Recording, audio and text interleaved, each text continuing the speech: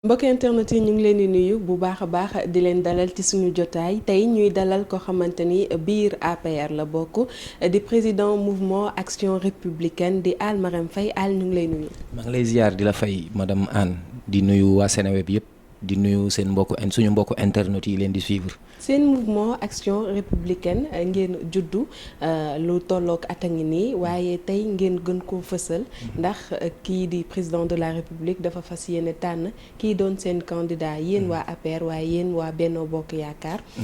Récemment ngeen def sortie mu mel ni da ngeen def joxe bopp rocc làmmiñ ndax da ngeen bëgg ñu tànn kii di Amadou Ba loolu ndax luy fësal ni division bi am na ba pare au sein de votre parti.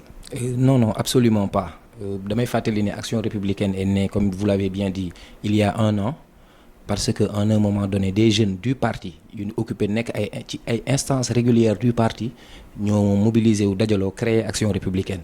C'était pour quelque part dañu constaté woon que la scène politique était en train d'être dévoyée ñuy gis ay insultes ay calomnies ay diffamations ay jeunes di ko def ñu ne comme ñun nous sommes jeunes et que mën nañu interagir au niveau des réseaux sociaux puisque concentration bi fa la ëppee loolu moo taxoon ñu créer Action républicaine histoire de rétablir la vérité d'ouvrir le débat de rétablir la vérité d'où qu'il soit d'ouvrir le débat d'échanger de discuter de créer un cadre de discussion beaucoup plus approprié à la scène politique loolu moo taxoon Action républicaine juddu am na yeneen ak yeneen jéego yi ñu ci def mais comme vous l'avez bien dit la semaine passée nous avons tenu une conférence de presse affirmant notre position par rapport à la perspective du choix du président de la République pour le candidat de la coalition Benno Bokk Yaakaar pour l'élection présidentielle de l'année prochaine. Mais jàpp ma ni dafay nuru rocc joxe bopp rocc làmmiñ je m'explique politique langue la goo xam ne du daayra pour m'expliquer nekkul terrain boo xamante ne dañ fay raayante di fa defante ay mamour à la bisounours ku ci nekk da ngay am gëm-gëm. mais da ngeen am kilifa. dañoo am kilifa exactement et affirmer suñu position. kilifa boobu ngeen ne ko tànnal ñu. effectivement jox ko carte blanche et suñu kilifa sax di Amadou Ba boobu ba léegi àdduwu ci yeeyu ci yàbbewu ci. kon yéen Amadou Ba mooy seen kilifa du Macky Sall. non Macky Sall mooy suñu kilifa mais ci Amadou Ba la ñu jokk ci wàllu politique parce que moo ñu tete ci politique moo ñu dugal en politique moo ñu dugal à l'APR donc naturellement ci moom la ñu jokk Macky Sall mooy suñu leader ñun ñëpp seetlu nañ ni. Amadou Ba moo fi théoriser la loyauté à géométrie invariable loolu dafa am lu mu wundu ce qui veut dire qu'on est toujours loyal au président de la République et on croit aux idéaux de l'APR mais pour revenir à la question gëw ma ni joxe bopp rocci làmmiñ la parti politique yëpp ay organisation la ak ay courant de pensée yu différents yu bokkul ay xalaat yu bokkul ak ay gis-gis yu bokkul te du tee li nga xamante ne mooy intérêt vital national bi dañ ciy am ay convergence de vue donc affirmer suñu position par rapport ak ki nga xamante ne moom suñu sañoon mooy nekk candidat coalition bi ça n'entache en rien. mais naka nga mën a taxawee ne nit ki yow laa wóolu tànnal ma ba pare wëlbatiku ne ko man kat sama sañoon nga tànn diw loolu joxe bopp rocci làmmiñ. non du joxe bopp rocci làmmiñ yow laa wóolu tànnal ma. waaw ñi bëgg a wëlbatiku ne suma sañoon ñi nga bëgg a tànnal dem diw. waa non ñi attends avant suma sañoon bi. yow laa wóolu tànnal ma bi ma lay wax tànnal ma boobu xamuñu woon ñan ñooy dem. ñi bëgg a dem bëri ñu gis ay profil yu bëri. sañ nañu yenaat la ne la suñu sañoon kat par rapport ak profil bii par rapport ak fi ñu jëm ankay wóolu nañu ko mais on fait de la politique il faut communiquer pour nit ñi xam position yi maanaam da ngeen bëgg a communiquer teg pression le président Macky Sall pour mu tànn seen candidat yéen bañ a tànn keneen. on ne peut pas mettre la pression au président de la République il a toujours une longueur d'avance il a toujours une carte sur sa manche bu ñu xamul defe naa sa posture par rapport à la troisième candidature rek am na lu mu ci wundu. loolu lay firndeel ni wóolu woo leen ko. non ankay c'est un politique aguerri le président Macky Sall. C'est un politique aguerri amul ku ñu mën a wóolu keneen Sénégal ku dul moom je m'explique par le fait que c'est la seule personne suñu histoire politique li muy riche li ñuy bëri ay personnalités politiques c'est la première personne à avoir créé une coalition politique qui a duré 12 ans donc son génie politique nekkul lu ñuy natable donc amul c'est pas une question de confiance ou pas à l'endroit du président de la République. C'est quoi alors? C'est une question d'affirmer une position loo xamante ne moom la ñu gëm xam nga ñi bëgg a dem ñi bëgg a nekk les candidats ñi bëgg les prétendants à la candidature de Benno Bokk Yaakaar bëri nañu mais trajectoire yi bokkuñu. bëri nañu gaa mais yéen a taxaw waa APR. waa Benno Bokk Yaakaar ne président Macky Sall tànnal ñu wëlbatiku waat ne ko léegi tànnal Amadou Ba bu tànnati keneen. non wëlbat ni ñuy naanee tànnal Amadou Ba am na ñuy wax tànnal keneen am na ñuy naan suñu sañoon ñu tànn keneen. mooy division bi kon c'est acté. c'est pas une division encore une fois je m'explique. parti politique ay courant de pensée yu dajaloo la di tendre vers des idéaux wala vers un idéal courant de pensée yu dajaloo yooyu dañuy waxtaan sottente ku ci nekk tu as une position am ñiy def ay consensus ñu def ay conciliabules pour tendre vers l'essentiel. kon nga yaakaar ndax gënul woon au lieu que ngeen di wax président Macky Sall tànnal ñu. kon nañu organiser ni ko yeneen dëkk yi di defee bu ci mel ni États-Unis nañu organiser ay primaires. ku gagné ñu xam ne moom mooy doon candidat wu parti bi wala coalition bi ndax loolu gënul woon yomb. dans une certaine mesure mais xam nga dafay foofu la question des possibilités mooy ñëw parce que tey typologie sociale États-Unis ak Sénégal bokkul.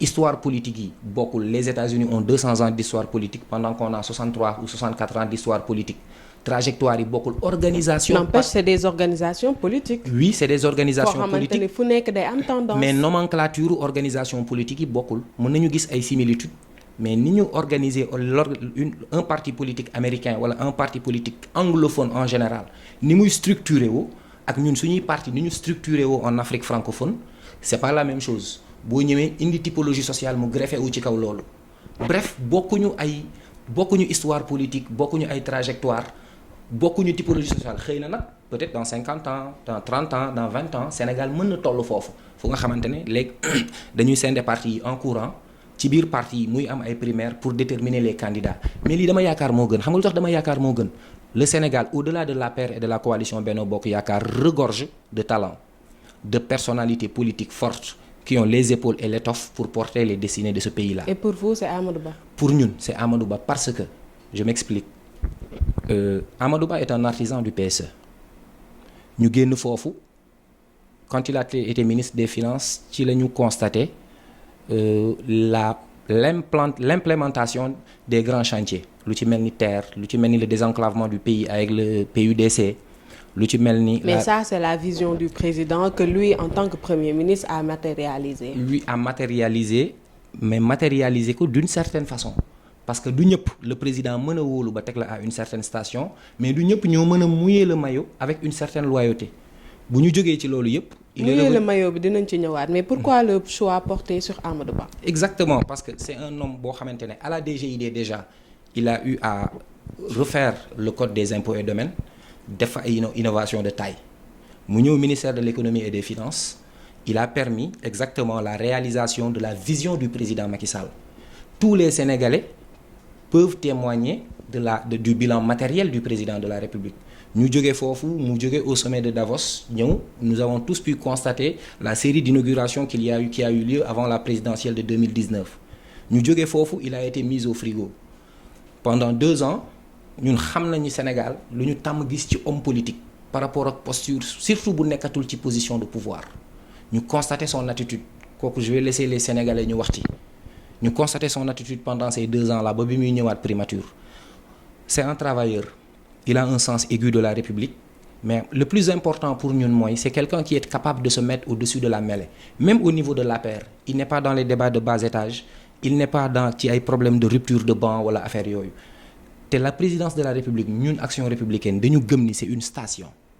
il faut que la personne comme je l'ai dit tantôt ait les épaules l'étoffe le sens de la République une ouverture internationale mais qu'il puisse concilier des positions divergentes bu ñu génnee ci constat boobu il y a un autre constat électoral mooy il y a au moins 3,5 millions Sénégalais qui ne sont affiliés à aucun parti qui vont voter ñooñu dañuy soxla nit koo xamante ne dafay dalal xel et la personnalité de Amadou Ba c'est l'une des rares personnalités politiques boo xamante ne depuis 12 ans ñu ngi koy dégg du opposition radicale du kenn ku ñuy dégg muy yëkkati gat di ko sànni ci moom loolu nag posture la parce que li tubaab di ne le respect ça se mérite loolu posture la posture boobu moom lañ soxla à la station présidentielle. posture boobu est-ce que nekkul benn posture boo xamante ne c'est-à-dire que je ne cherche de problème avec personne. su ko defee bu jël jotee dañ naan kii moo gën a yell ndax moom amul problème ak kenn ñoo jox ko maanaam koo xamante ne daal day toog tout le temps rek di xaar ñu jox ko pour mu def. je ne le crois pas ci nit ki ma pratiqué Amadou Ba je ne le crois pas parce que Sénégalais yëpp gis nañ par exemple ce qui s'est passé à la maison du parti, à notre maison du parti au niveau de Mermoz, quand un homme politique de Dakar a parlé de sa candidature. Donc c'est quelqu'un qui sait dire non quand il le faut. C'est quelqu'un qui est fort.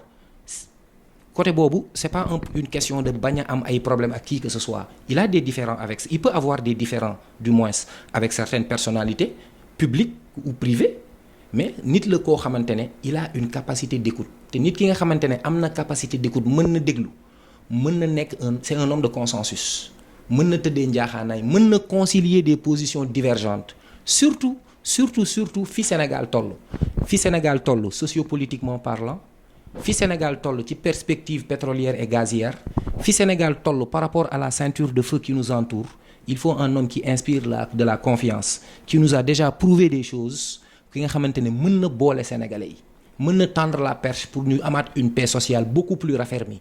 Et loolu dañ ko gis dans la personnalité d'Amadou Ba. Bu ñu génnee foofu ñu ngi seetlu au niveau de l'APR fan yi des responsables de l'APR qui chercheraient à demander au président mu bañ a def choix, mu neutre. maanaam. que mu bañ a wax kan mooy candidature que ku nekk dem wuti. ça se dit à l'APR cette semaine là. maanaam ñoom ñëpp nekk ay candidats daal. ku ci nekk la nga am rek nga féetewoo. exactement te ñun Action républicaine. gisuñu loolu. parce que dañu gëm ni déjà candidat bi ku mu mën a doon. le président Macky Sall serait le meilleur directeur de campagne qu'un candidat pourrait rêver. non mais loolu tamit bu fekkee ni que am na ay waa APR yoo xamante ne ñu ngi koy soulever. mais loolu est-ce que du dimbali. ñi nga xamante ne ñooy ay candidats légitimes. ñi nga xamante ne am nañ représentativité bi ñu fësal seen bopp. dans la candidature à la présidentielle il n'y a pas de légitimité c'est un rendez-vous entre un homme et son peuple foofu amul légitimité. mais légitimité bi mooy peuple bi jox la bopp.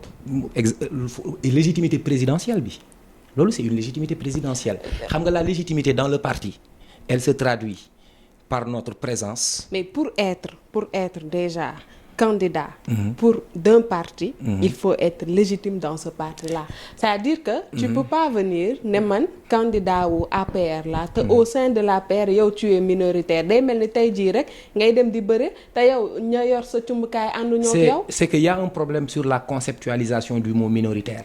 parce que il est premier ministre depuis plus de... donc Amadou Ba il est minoritaire au sein de la... non en fait c'est... non xam nga yaa indi baatu minoritaire loolu moo tax ma lay laaj. non en fait yow yaa ko wax avant ma koy wax par rapport à la légitimité ku minoritaire ci parti nga wax. non man représentativité la en termes de représentativité exactement. c'est ce que j'explique. Amadou Ba n'est pas minoritaire au niveau du parti sur le plan de la représentativité. il est la deuxième personnalité du pays depuis 2 ans et incontesté. et avant loolu. mais loolu dañ ko def. avant ñu ko koy def. avant ñu ko koy def nekkul loo xamante ni.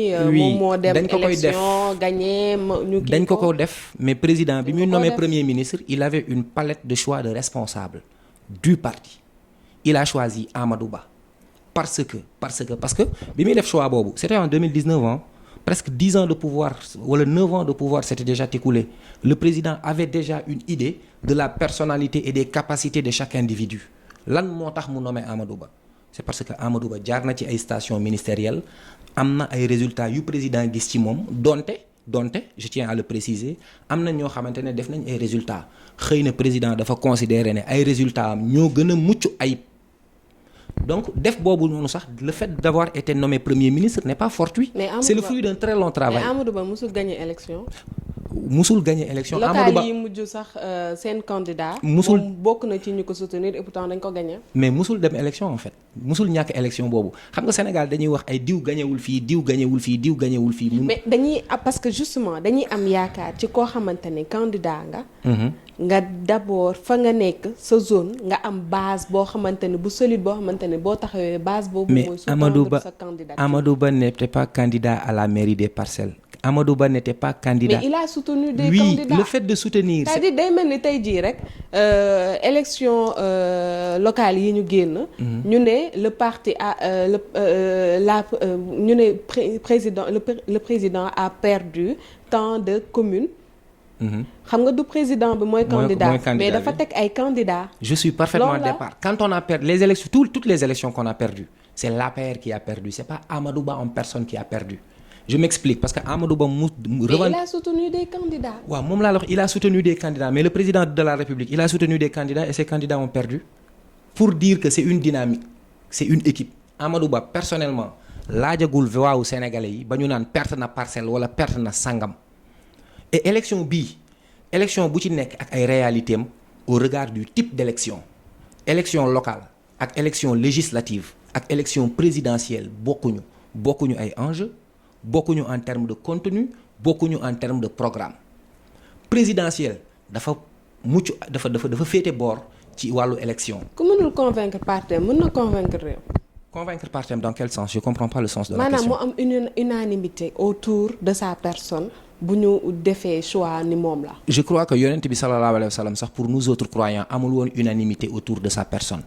Unanimité en politique mënul am fenn parce que la politique le fondement de la politique d'abord c'est des idées qui s'opposent et pour defar tab da ngay gis ay idées yu baax mais yu bokkul donc unanimité autour d'une personnalité politique ci conjoncture yi ñu nekk Sénégal je ne parle pas de l'APR mais du Sénégal amul fenn un homme politique bu am unanimité autour de sa personne kooku c'est pas un débat factuel politiquement parlant xam nga lu important mooy asseoir légitimité bi ngay wax pour asseoir cette légitimité là damay joxe benn illustration il a été à la finale de l'ODCAV à Kaffrine mais il a été accompagné par 15 ministres et je vais vous révéler une autre subtilité mus ngeen gis Farba Ngom premier ministre wala koo mën a doon dans le gouvernement ngay dem fenn mu ànd ak yow ku dul président de la République et pourtant il l'a fait pour Amadou Ba bu ñu gàttee xel mën na am na ñu xalaatee mais nous sommes toujours dans l'action politique li may def nii c'est communiquer c'est pour la perspective mooy lan mooy essayer de conscientiser et d'éveiller les idées par rapport à la nécessité de soutenir Amadou Ba mais quand on parle de légitimité barki démb il y a une vidéo de Lat Diop qui circule quand on parle de légitimité Amadou Ba nekkul dans ce circuit-là il est plus que légitime dans le parti nee naa la légitimité weesuwul président xool ñëpp tànn ko moom def ko premier ministre. ndax jàpp nga ni président de la République suba mi nga xamante ni ci lay annoncé kii doon candidat wu Benno Bokk Yaakaar. ndax jàpp nga ni dina doon Amadou Ba. je l'espère j'y crois waa gëm naa ko fan laa ko teg je m'explique le président de la République il est très perspicace et électoralement c'est un génie te xam naa ne il ne cherche que le bonheur du Sénégal en particulier et le bonheur de la coalition Benno Bokk Yaakaar parce que la vocation de notre parti c'est la conquête et le maintien du pouvoir te tey dafa war a tabb koo xamante ne li ma lim fii yëpp sànq c'est une personne qui d'abord a le sens de la République ensuite est capable de faire consensus mooy pas faire consensus autour de la personne mais réconcilier les Sénégalais parce que ce serait nihiliste de dire qu'il n'y a pas fracture politico-sociale de réconcilier les Sénégalais d'être au-dessus de la mêlée ku nga xamante ne dina mën na tendre la perche à certains pour que ñu waxtaan et Amadou Ba ngalla c'est pas parce qu'une personne n'a pas de problème avec tout le monde qu'il n'est que mënul que voilà quoi que dafa ambigu Amadou Ba moom il est la seule personnalité politique au moment où je parle boo xamante ne mën na dugg fépp mën na dem fépp mën na wax ak ñëpp c'est simplement parce qu'il a une capacité d'écoute en revenant au président nous savons qu'il est très intelligent et électoralement parlant c'est un génie lépp dans toutes les considérations qu'il prendra pour choisir le candidat li ci gën a déterminant mooy le candidat qui sera capable de gagner et actuellement Amadou Ba est le candidat qui est capable de gagner parce qu'il peut aller vers les Sénégalais amul gàq ci trajectoire politique il n'a jamais eu un mot de plus amul kenn mën nañ ne xaar ma yàlla mais li ci important sànq ba léegi maa ngi ciy dellu mooy am na capacité d'écoute dina déglu te kiy déglu mooy comprendre moo mën a am empathie moo mën a nekk à la place de la personne loolu moo tax ñu gëm ni président de la République dina choisir Amadou Ba parce qu'en termes de résultats Amadou Ba lui a déjà prouvé sa valeur dans les gouvernements ñun ñëpp fàttaliku nañ bi mu jógee sommet de Davos bi muy nekk ministère des finances bi muy nekk ministère des affaires étrangères ñun ñëpp seetaan nañ sa traversée du désert ñun dañu gëm ni le fait que le président l'ait rappelé après la traversée du désert jox ko primature dañu gëm ni c'est une façon de le mettre en selle subtilement parce que là je m'explique c'est même pas une révélation les gens qui sont dans le secret des dieux le savent le président depuis 2021 au niveau de l'APR il y a certaines personnes de très rares personnes qui savaient que le président n'allait pas se représenter lan moo ko wane non parce que le président l'avait confié à certaines personnalités politiques waxoon na ko am na ñoo xamante am na ñu mu ko waxoon au niveau de l'APR je donne un exemple man je suis dans une web TV bu tudd Xoolal TV je crois que depuis 6 mois avant la déclaration de non-candidature j'affirmais avec force et conviction que le président ne se représenterait pas. J'ai incité les Sénégalais à ne pas se croire plus intelligent et plus patriote que le président, de lui donner une présomption de bonne foi. kon ndax mën nañu insinuer ni que mi ngi doon préparer kon ki nga xamante ni moo ko war a wuutu. man loolu ñun au niveau de Action républicaine loolu la ñu gëm dañu gëm ne le fait de faire revenir la primature teg fa Amadou Ba c'est une façon. de parce préparer que ñun Amadou Ba pour subtilement qu'il soit le candidat de Benno Bokk Yaakaar. waaw parce que kon ñun yéen acte ngeen ni que Amadou Ba mooy le candidat de. non moo narandoon le candidat de Benno Bokk Yaakaar. mënuñu ko acté c'est pas officiel mais dañ ko gëm xam nga lu tax ñu gëm ko on est toujours dans la prospective politique. Quand les gens sont en train de réfléchir sur le factuel li fi am nii ñun on essaie de réfléchir sur la perspective li ci kanam et dañuy yàgg a xool les moindres actes et déclarations du président de la République yàgg a comparer yàgg a seetlu moo tax ñu yàgg a gëm ni comme ni ñu gëmee woon ni président du nekk candidat pour une troisième fois noonu la ñu gëmee ne le fait d'avoir fait et depuis qu'il l'a fait revenir le fait d'avoir fait revenir la primature indiwaat fa Amadou Ba c'était une façon ñun loolu la ñu gëm c'était une façon de le mettre subtilement en selle parce que xam nañ am nañ information donte ñi amoon information bi ñu néew la au niveau du parti am nañ information depuis 2021 que le président ne serait pas candidat. léegi kon par hasard amoo information ci kii doon seen candidat. sincèrement li président de la République nar a wax demain à 16h xaw ma ko. mais am nga ci njort. am naa ci njort à 90% que Amadou Ba lay doon. d'accord loolu yëpp ci politique laa ko teg. d'accord ci seetlu ak prospective politique. d'accord la désignation de ce candidat là pour yow. fraction bi nga xamante ne nar na ko indi biir APR biir Benno Bokk Yaakaar ak le fait que le président de la République xaar ba 6 mois des élections muy door a wax kii doon seen candidat ndax loolu du doon ay handicap yoo xamante ne da leen di mën na leen gàkkal ci li ngeen bëgg. Je ne le crois pas xam nga lu tax je ne le crois pas l'APR est un grand parti tey bu friction di am 2 à 3 individus ñooy dem yoo xamante ne boo jëlee ces personnalités politiques là nga jël seeni base électorale nga jël l'échiquier électoral national mënuñu peser 30% wala 40% ci électorat fidèle u APR bokkul ak li nga xamante ne par exemple ki nga xamante candidat bi président di tànn moom lay mën a indi en fonction de sa personnalité et en fonction de sa capacité à convaincre les Sénégalais pour la continuité du PSE. Parce que la continuité du PSE ñun dañu gëm ni c'est une obligation vitale fii ak 2035. donc dama gëm ni fraction mënul ñàkk politique ak fraction ñoo ànd toutes les histoires les plus grandes histoires politiques ont été jalonnées de fractions. fraction mënul ñàkk. mais am nay fractions yoo xamante ni ça peut faire mal. oui il y a des fractions comme si ce qui s'est passé en 2000 avec le PS yoo xamante ne ça peut faire très mal. mais ñun dans la conjoncture politique actuelle configuration politique bi Sénégal am actuellement ak fraction fi nga xamante ne mën nañ ko fa njort au niveau du parti. fan ngeen ko njort. yéen ñi ànd ak Amadou Ba. en fait Mame Boye Diao a donné sa position. que ñu tànn ko que ñu ñàkk ko tànn il va démissionner de tous les postes je crois sincèrement au niveau d'Action républicaine nous croyons que c'est de la communication politique pour dire qu'il sera candidat te ci moom lañ njortu fraction parce que ñeneen ñëpp amul kenn koo xamante ne il a fait une déclaration nuancée ñi ci des ñëpp nee nañ jox nañ carte blanche président te ku mu tànn moom la ñuy gunge. am na ñuy wax ni la famille présidentielle àndut ak Amadou Ba. je ne le crois loolu tamit parce que c'est quoi la famille présidentielle en fait. la famille présidentielle sa famille c'est parce que man dans ma conception de la famille mooy man suma soxna ak sumay tout tànk. il y a aussi c'est la belle famille. oui la belle am na dans la belle famille ñu ku occuper poste ministériel. mais je crois que kooku il est venu pour dire qu'il était candidat le président lui a demandé de retirer sa candidature xëy na par des liens qui les unissent mu retirer sa candidature kooku je ne crois pas que dina am lu muy bañ par rapport à un tel candidat parce que dama gëm ni Mansour Faye bi ñuy wax en question li ko ñor mooy l'intérêt supérieur du Sénégal li ko ñor mooy la décision que prendra le président de la République mu nekk li nga xam ni moo gën ci APR donc côté boobu y a pas de souci à se faire pour revenir à la candidature fraction yi waxu fraction risque de fraction yi ngay wax Mame Boye Diao bu ñu xoolee élection yi passé au niveau de Kolda il a gagné la commune le département a été gagné par Bibi Baldé qui est toujours dans les rangs donc même bu demee la commune de Kolda c'est pas de la stigmatisation n'est pas assez significative sur l'échiquier électoral national et en 6 mois wax dëgg yàlla je crois pas qu'il puisse vendre aux Sénégalais un programme attrayant. Et en 6 mois jàpp nga ne Amadou Ba mën na vendre aux Sénégalais un programme attrayant. xam nga les trajectoires logique sont logique les trajectoires sont différentes. Amadou Ba sera dans une trajectoire de continuité parce que lii daf ko commencé depuis bien avant 2012 DGID donc bokkul trajectoire yi bokkul donc retombées politiques yi mënul bokk.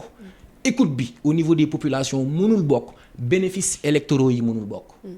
mais c'est toujours essentiel. ñi nga xamante ne yéen a daan ànd bu njëkk ba. bu ngeen demee tey jii ba yow ñu jiital la.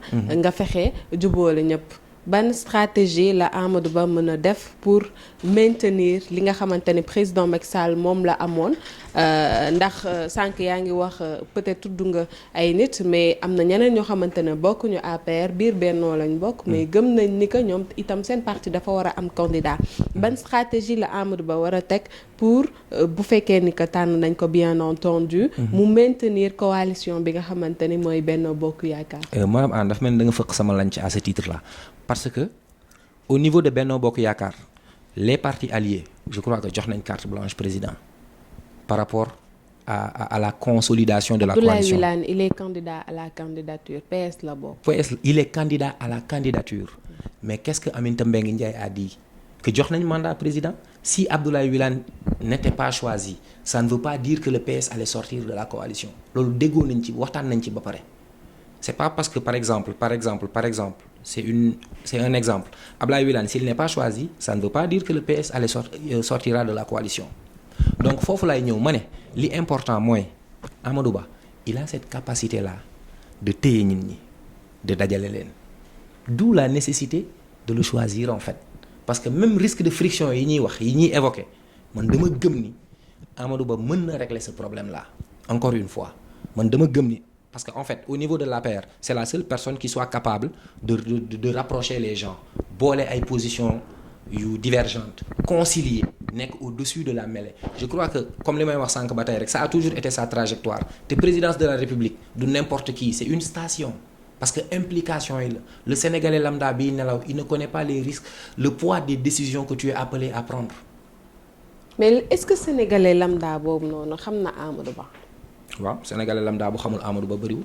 le premier ministre là l'actuel premier ministre Amadou Ba man yàlla dafa def dama nekk koo xamante ne damay dem fépp ci Sénégal ci 542 communes yi yàlla def nañ 12000 ci 24000 et quelques villages yi xam nañu ruq yëpp ci réew mi mais Amadou Ba est connu au Sénégal au même titre que le président de la République. et à la différence de premier ministre yi ñu am ministre yi ñu am et tout ça dafa nekk koo xamante ne. il n'a pas été l'objet d'attaques sérieuses les Sénégalais ont une bonne perception de lui loolu moo tax en fait ñu gëm ni président moom lay tànn loolu bokk na ci li tax ñu la perception que les Sénégalais se font de Amadou Ba bokk na ci li tax ñu gëm ni président moom lay tànn parce que président dafay tànn ki nga xamante ne il sera à même de gagner d'emmener le parti vers une victoire électorale mu nekk directeur de campagne am donc je crois que le duo Amadou Ba Macky Sall comme directeur de campagne moo ñu mën a maintenir au pouvoir ba 2029 le duo Amadou Ba Macky Sall moo leen mën a maintenir ñoom waa Benno Bokk Yaakaar au pouvoir di ay kàddu Al Marème Faye nekk président mouvement Action Républicaine membre de l'APR lan mooy sa kàddu gu mujj. waaw sama kàddu gu mujj mooy Sénégal ñoo ko bokk te politique traditionnellement même jamonoy royauté même jamonoy nguur yi ay différence de position dafay am mais je crois que ak floraison réseaux sociaux yeeg yooyu waruñu toll Sénégal fi ñu toll actuellement et que nous ne devons pas accepter que le drapeau tombe entre nos mains. loolu nous ne devons pas accepter que le drapeau tombe entre nos mains mooy waruñu indi loo xam ne musul am Sénégal mooy saagante mooy wuññi sutura mooy xastante ci ay position politique kese je crois que te ñun jeunes yi ñoo mën a defar loolu damay woo tous les jeunes sénégalais parce que ñoo constitué 75% de la population nous avons moins de 35 ans à prendre conscience de l'importance qu'il y a de préserver la stabilité et la paix sociale dans ce pays-là. C'est extrêmement crucial. Tey c'est le message le plus important que je lance. Nous allons vers une élection, ñu essayer ci dem ak xel, ñu jiital ci lépp Sénégal. Le Sénégal restera quand nous ne serons plus. Donc lu important mooy ñu rafetal. jaajëfal ko bu baax a baax moom Al Marème Faye jaajëfal mbokk internet yi nga xamante ne ñoo ngi doon suivre di leen jox rek dig daje ci beneen jotaay.